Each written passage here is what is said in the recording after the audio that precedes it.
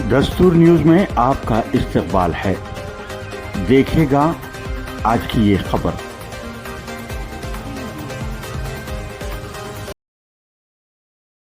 रेवंत रेड्डी की नाकाम हुकूमत से रियासत की तरक्की मुतासिर, सैयद मसूद का बयान।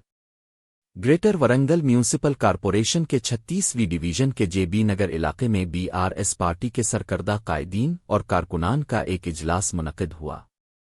इस इजलास की सदारत डिप्टी मेयर रिजवाना मसूद ने की। इजलास में डिवीजन की तरक्की, मौजूदा हुकूमत की कारकर्दगी और आने वाले बीआरएस पार्टी के योम तासीस जेत आसो के हवाले से अहम तबादला ख्याल हुआ। इस मौके पर सैयद मसूद ने खिताब करते हुए कहा कि गुज़िश्ता बीआरएस हुकूमत के दौरान वज़ीर के टीआर के ताउन से डिवीजन में तेज़ रफ्तार तरक्याती काम अंजाम दिए गए। उन्होंने कहा कि जो काम बाकी रह गए हैं वो जल्द मुकम्मल किए जाएंगे और अगर बीआरएस दोबारा इक़्तिदार में आई तो तरक्की का ये सिलसिला मज़ीद आगे बढ़ेगा।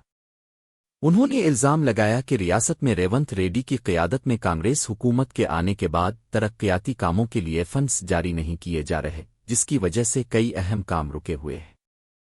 उन्होंने खबरदार किया कि अगर तरक्याती कामों में मज़ीद ताख़ीर हुई तो अवामी तहरीक शुरू की जाएगी। रेवंत रेड्डी की हुकूमत को तनकीद का निशाना बनाते हुए उन्होंने कहा कि रेवंत रेड्डी अवाम को पेड आर्टिस्ट कहते हैं, लेकिन दरहकीकत वो खुद सबसे बड़े पेड आर्टिस्ट हैं, जिन्हें पीसीसी सदर बनवाने के लिए करोड़ों रुपए खर्च किए गए। ये बात खुद उनके लीडरान बता चुके हैं। इस मौके पर रिजवाना मसूद ने कहा कि रेवंत रेड्डी ने इक़्तिदार में आने के लिए 6 ज़मानतें, 6 गारंटीज दी थीं, लेकिन इक़्तिदार मिलते ही उन वादों को पामाल कर दिया गया।